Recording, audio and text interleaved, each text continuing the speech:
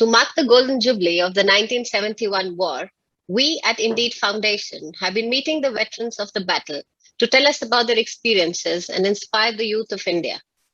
Today, we have yet another gallantry hero, Honorary Captain Bajrang Lal of the 3 Rajputana Rifles. पिछले हफ्ते हमारे programme में colonel Digvijay Singh शामिल हुए थे, जिनको 1971 की वॉर में ईस्टर्न फ्रंट पर अपने पराक्रम के कारण सेना मेडल से सम्मानित किया गया था। आज हमारे बीच एक और वीर सेनानी ऑनररी कैप्टन बजरंग लाल जी शामिल है। Honorary captain Bajrang Lal ji 3 Rajputana rifle regiment से हैं और उनका कमीशन इंडियन आर्मी में 1958 में हुआ था। इन्होंने 1971 वॉर में वेस्टर्न फ्रंट पर अपना पराक्रम दिखाया था। नमस्ते sir, welcome to our show. Thank you for joining us. Sir, आप हमें अपने बारे में कुछ बताएं। मेरा जन्म 1/7/1939 को झुंझुनू जिले गांव शेखर में हुआ था। हम 5 बहन और 3 भाई थे। उसमें मैं 3 नंबर का मेरा जन्म है। मैंने पढ़ाई 5वीं प्राइमरी स्कूल गांव में ही पढ़ाई की थी। इसके बाद में मेरे घर के हालात कुछ ऐसे ही थे तो मैं आगे पढ़ाई नहीं कर सका और मैं अपने पिता के साथ घर पर खेती का काम करने लग गया। जब मेरी उम्र 17 या 18 साल के लगभग हो गई तो मेरे पिताजी ने हमारे ही गांव के एक हवलदार बलवीर सिंह फोर गार्ड में नौकरी करते थे। वो लाल किले में उस समय तैनात थे।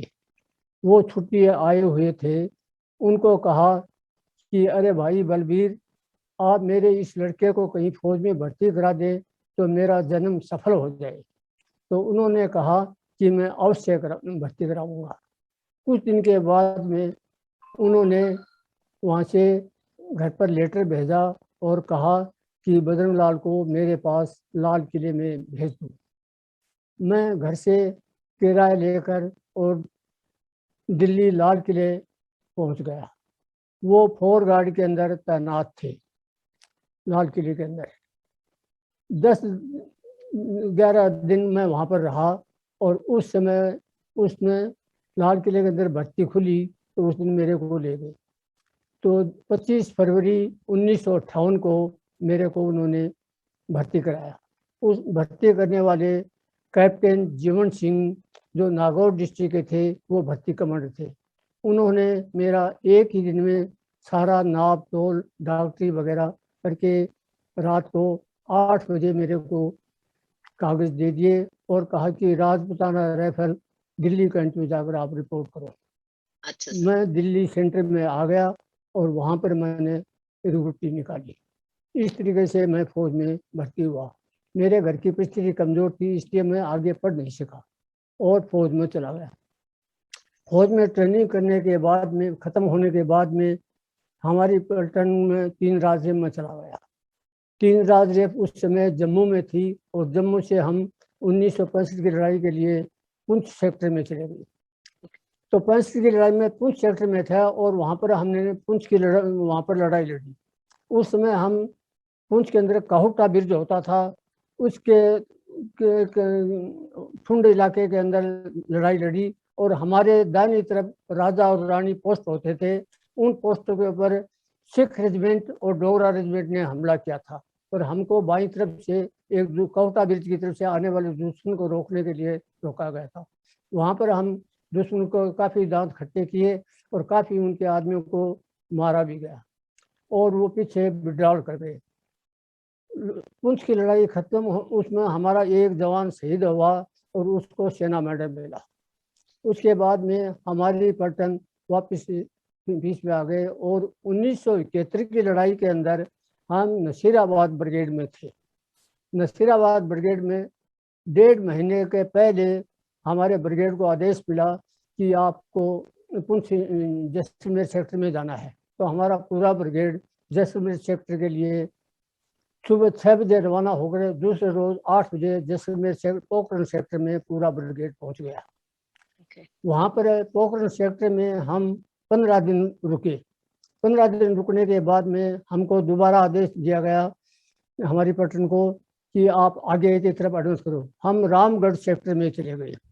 रामगढ़ सेक्टर में जाने के बाद में बाईं तरफ लुंगेवाड़ा और तनोट माता का मंदिर पड़ता है, उस तरफ पंजाब रेजिमेंट को भेज दिया गया और हमारे को घंटियाली और घंटियाली से आगे 15 या 20 किलोमीटर पर किशनगढ़ किला पड़ता है, हमारी पलटन को वहाँ पर पोस्ट कर दिया गया। हम वहाँ पर तकरीबन 15-10 रोज रहने के बाद में फिर 3 तारीख शाम को 3 और 4 की रात को हमारी पलटन को पाकिस्तान के लिए लड़ाई के लिए आदेश मिला। हमारे सीओ साहब MM के बकाया साहब ब्रिगेड से ऑर्डर लेकर वापस आए और पूरी पलटन को आदेश दिया कि हमको इस्लामगढ़ के ऊपर हमला करना है। 4 तारीख को सुबह हम 6 बजे पूरी पलटन इस्लामगढ़ के लिए रवाना लड़ाई के लिए चल दिए। एक कंपनी वहाँ पर चार्ली कंपनी को बाईं तरफ भाई खान वाला खूह सकेरे वाला और उस तरफ बॉर्डर के ऊपर छोड़ दिया गया। हम किशनगढ़ से तकरीबन 25 किलोमीटर के ऊपर बॉर्डर पड़ता है, बॉर्डर के ऊपर पहुंच गए। तकरीबन 1 बजे गए। वहाँ पर हमको कुछ देर के लिए आराम करने के लिए कहा गया और हम सब लोग वहाँ पर आराम करने लग गए। मैं उस समय मोटर प्लाटून में था और मैं MFC ब्रो कंपनी के अंदर मोबाइल 4 कंट्रोलर था। उसी 4 प्लाटून में हौलदार दयानंद राम था, वो प्लाटून कमांडर की ड्यूटी कर रहा था और मैं उसके साथ में था। दोपहर को तकरीबन 3 बजे के लगभग उस हौलदार दयानंद ने मेरे को कहा, बजरंग मेरे को प्यास लगी हुई है, थोड़ा पानी पिलाओ। तो मैंने अपनी जो छागल कहते हैं फौज में या दीवड़ी कहते हैं, उससे पानी का गिलास अपने बैग से निकाला और कांच का गिलास था, उसको भरका पानी का दिया। जैसे ही वो पानी पीने लगा, मुंह के पास लाया तो गिलास का शीशे का पिंडा नीचे की तरफ निकल गया और उसने कहा यह तो बहुत बुरा हुआ। लेकिन मैंने कहा नहीं, कोई चिंता मत करो भाई साहब, और उन्होंने दूसरे गिलास में उसको पानी पिलाया और हम वहीं पर रुके रहे। जैसे ही शाम का 6 बजे तो हमने रवाना हुए और जैसे ही हमने बॉर्डर क्रॉस किया, बॉर्डर से इस्लामगढ़ का किला है वो 22-23 किलोमीटर पड़ता था। तो जब 3 किलोमीटर के नज़दीक पहुंच गए, हमारा हमले का टाइम था सुबह 4 बजे का, लेकिन हम वहाँ पर 2:30 बजे के लगभग पहुंच गए। उसी समय वहाँ पर उनकी कोई आगे पेट्रोल आई हुई थी और वो पेट्रोल के कोई दाहिनी तरफ जवान थे उनके, वो सोए हुए थे और हमको जैसे ही उस हौलदार को जो आगे शॉट थे उनको वो दिखाई दिए, अरे बोले दुश्मन, उन्होंने ऐसे कहा और वो जाग गए। उन्होंने अपनी लाइट मशीन गन से गोलियां चलाई और हमारे हौलदार दयानंद है उसको सिर में दाहिनी तरफ से गोली लगी और वीर गति को प्राप्त हो गए। मैं उसकी बाईं तरफ तकरीबन 10 कदम पीछे की तरफ, काफ़ी मतलब फायरिंग हुआ और वो उठकर वहाँ से भाग चुके। दुश्मन वहाँ से, वो पेट्रोल के जवान थे पाकिस्तान के, वो वहाँ से भाग चले। कुछ दूर जब वैसे ही हो चले तो हमारे पलटन के कमांडिंग ऑफिसर थे MM के बकाया साहब और 84 साहब थे मेजर रामचंद्रा साहब। उन्होंने पूरी पलटन को गाइड किया और हौसला अफजाई किया। पूरी हमने धावा बोला, इतने जोर से धावा बोला कि हमारी पूरी पलटन की आवाज़ सुनकर इस्लामगढ़ के जो पाकिस्तानी वहाँ पर जवान थे वो सब के सब वहाँ से भाग चुके और उनके कुछ जवान वहाँ पर शहीद भी हो गए। लेकिन उन जवानों को तो वो लेकर भाग गए। जैसे ही हमने इस्लामगढ़ पर कब्जा किया तो वहाँ पर हमको एक भी जवान नहीं मिला और सारे जवानों को ले गए और राशन पानी उनका वहाँ पर हमको बिखरा हुआ मिला और हथियार भी मिले। लेकिन कुछ देखा तो हमको पता लगा एक गाड़ी वहाँ पर रह गई थी, उस गाड़ी में भी कुछ खून के धब्बे थे और वहाँ पर चारों तरफ देखे तो जरूर खून ही खून बिखरा हुआ था। तो हमने अंदाज़ा लगाया कि जरूर उनके कोई जख्मी हुए हैं और वो 5-4 गाड़ी थी, उन गाड़ियों में लेकर उनको पीछे की तरफ वो विड्रॉल कर गए। इस तरीके से हमने सुबह 4 बजे के बाद में और उसके ऊपर कब्जा कर लिया और पूरी पलटन वहाँ पर दिन भर रुक गई। ये 4 और 5 दिसंबर के रात की बात का समय था। तो यूनिट के कितने जवान शहीद हुए? आपकी यूनिट से कितने हमारी जवान यूनिट शहीद हुए और कितने घायल हुए? हमारी यूनिट का एक ही जवान शहीद हुआ उस दिन। जो हवलदार दयानंद था, उसको बाद में वीर चक्र मिला था, वो ही एक जवान शहीद हुआ था हवलदार। और कोई भी जवान जख्मी नहीं हुआ, कोई जवान कुछ भी नहीं हुआ। दिन भर हम वहाँ पर ही डटे रहे और हमारे को वहीं पर आदेश है। शाम को 5 और 6 की शाम को हमारे को आदेश मिला ब्रिगेड की तरफ से, क्योंकि बाएं तरफ लुंगेवाड़े में पाकिस्तान के ऊपर ने हमला कर दिया था।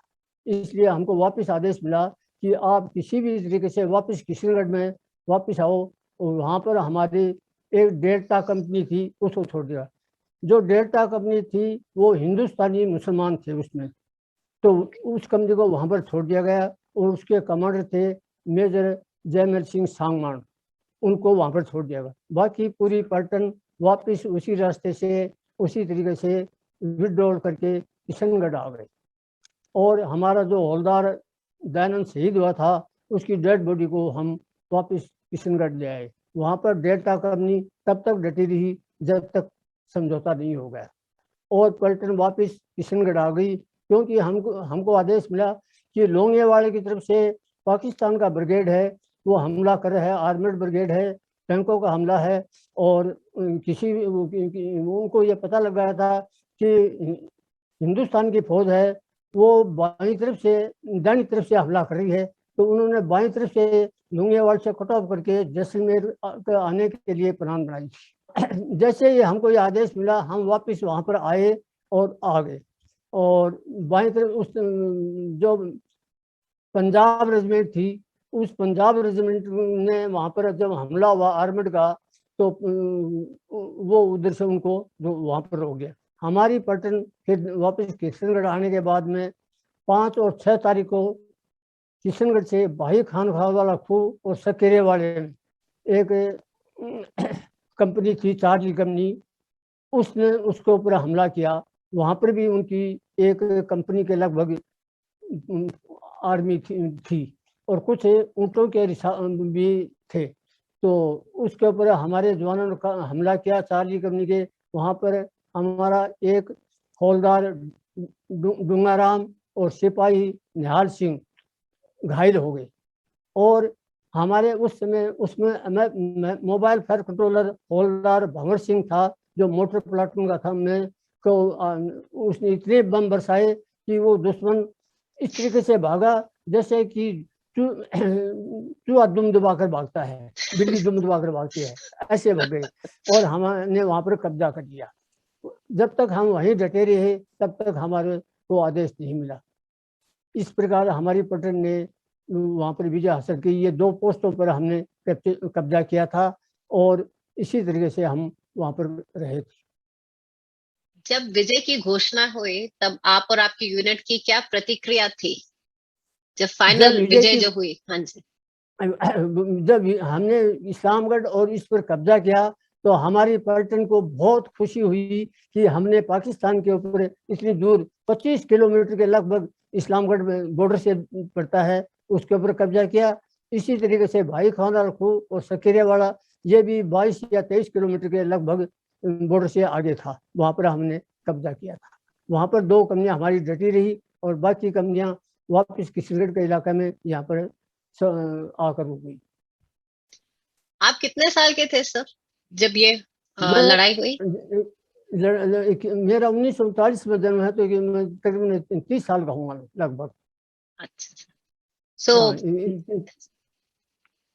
तो 1971 की युद्ध से आज की युवा पीढ़ी को क्या सीख लेनी चाहिए? 1971 की लड़ाई से आज की युवा पीढ़ी को तो ये सीख लेनी चाहिए कि हम भारतीय हैं। और मैं तो यही कहूँगा कि ज़्यादा से ज़्यादा फौज के अंदर जाए और उसको जवानों को सीख लेना चाहिए कि देखो हमने कैसे 1971 के अंदर लड़ाई लड़ी और हमने हमारी भूमि पर लड़ाई नहीं लड़ी, पाकिस्तान की भूमि पर लड़ाई लड़ी है। मैं यही युवाओं को सीख दूंगा। और कुछ शेयर करना चाहेंगे आप हमारे व्यूअर्स के साथ। हाँ हाँ, मैं बताता हूँ और भी बताता हूँ। मेरा यही ध्येय है कि जो भी लड़ाई हो, मैं जवानों का हर 26 जनवरी और 15 अगस्त को स्कूल में जाता हूँ। हर महीने स्कूल में एक बार स्कूल में जरूर जाता हूँ। हर लड़के को गांव में और सब परिवार वालों को यही कहता हूँ कि फौज जैसी नौकरी कहीं भी नहीं है और फौज में जरूर जाना चाहिए। उनको मैं मोटिवेट करता रहता हूँ। और गांव में, हमारे गांव के अंदर बहुत फौजी हैं। करीब आज के दिन भी 60 के लगभग तो रिटायर्ड फौजी हैं और 40 या 50 के लगभग फौज में नौकरी कर रहे हैं। हाँ, और मैं एक छोटा सा परिवार सा हूँ। और मैं मेरे गांव की कहानी बताता हूँ, एक छोटी सी, आपको 2 मिनट के लिए आपका समय लूंगा। बोलिए सर। नहीं नहीं, आप बोलिए। हमारे गांव के अंदर सबसे पहले फर्स्ट वर्ल्ड वार युद्ध हुआ था। उस समय हमारे गांव का एक जवान शहीद हुआ था। वो 1918 जो के अंदर इजराइल के अंदर था और जोधपुर रिसाले के अंदर वो नौकरी करता था। मोहम्मद मुसलमान भाई था और वहां पर वो शहीद हुआ था। उसके बाद में 1971 की लड़ाई में, सेकेंड वर्ल्ड वार में, हमारा एक सिपाही वो राजरीप में नौकरी करता था और इटली के अंदर शहीद हुआ था 1940 के अंदर। उसका नाम था भूरा राम। और 1971 की लड़ाई में हमारे गांव का, हमारे परिवार में 9 जाट रेजिमेंट के अंदर मेरे चाचा ताऊ भाई लगता था, उसका लड़का था राम निवास। वो समझौड़िया में मनोर तवी के ऊपर शहीद हुआ था। और चौथा हमारा जम्मू कश्मीर में उग्रवादियों से लड़ता हुआ हौलदार सूबेदार हरनंद राय 1995 में जम्मू कश्मीर में शहीद हो गया। इस तरीके से हमारे गांव के 4 जवान शहीद हुए हैं। और हाँ, इस प्रकार है। अंकल 65 की लड़ाई के बारे में कुछ और बताना चाहें? आपने कहाँ लड़ा था? कुछ जैसे अभी ये वाला बताया, वैसे अगर? हाँ, 65 की लड़ाई में हमने पुंछ में लड़ाई लड़ी थी और हमारे साथ जो सिख रेजिमेंट थी, आपने सुना होगा, राजा और रानी 2 पोस्ट थे और हम उनके बाईं तरफ थे। उस पर सिख रेजिमेंट 6 सिख रेजिमेंट थी और एक डोगरा रेजिमेंट थी, उन्होंने कब्जा किया था। हाँ जी। तो और हमारी पलटन थी वो बाईं तरफ थी, उसमें हमारा एक जवान शहीद हुआ था और उसके अंदर उसको सेना मेडल मिला था। 65 की लड़ाई में पुंछ के इलाके में थे। और एक मेघदूत, कर्नल मेघदूत हुआ करते थे, वो हमारी पलटन में टेम्परेरी आए थे। और वो क्या करते थे कि जो मुसलमान कंपनी थी, हिंदुस्तानी मुसलमानों की कंपनी है हमारी पलटन में, उससे वो जवान साथ 15-20 को साथ लेकर जाते और उस अंदर जाकर वहाँ पर उनके घरों को तबाह करके वापस आया करते थे। उनको भी वीर चक्र से नवाजा गया था। वो हमारी पलटन के वो थे 65 की लड़ाई में। आपके परिवार से फौज ज्वाइन किया है? मेरे 4 लड़के हैं, चारों सर्विस करते हैं और एक लड़की है वो अध्यापिका है। और मेरे 4 पोता हैं और 2 पोती हैं। मेरा पोता, उसने IIT करके और फिर प्रशासनिक सेवा में उसका सिलेक्शन हो गया, तो वो इंडियन डिफेंस अकाउंट ऑफिसर के अंदर उसका सिलेक्शन हुआ और 1 साल वो उसने वहाँ पर ट्रेनिंग करी और इंडियन डिफेंस अकाउंट ऑफिसर रहा। ट्रेनिंग करते करते उसने दोबारा तैयारी की और वो तैयारी करके IPS बन गया। अभी वो मेरा पोता है, वो IPS है, आंध्रा कैडर के अंदर है, आंध्रा में नौकरी करता है।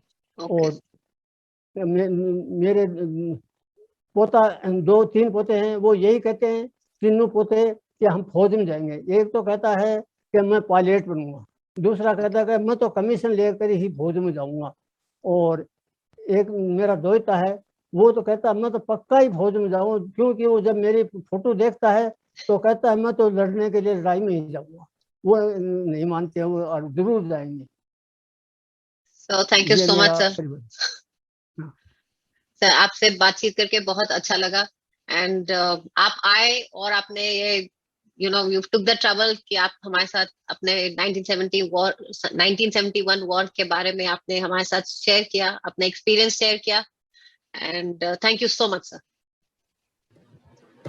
बहुत बहुत धन्यवाद अंकल, प्रणाम नमस्कार आपकी साहब। सेवा के लिए एंड आके हम लोग को ये सब बताने के लिए। प्रणाम सर, धन्यवाद, बहुत बहुत धन्यवाद। Right, sir. Thank you, sir. Thank you. Ram Ram, Namaste. Thank you. नमस्कार।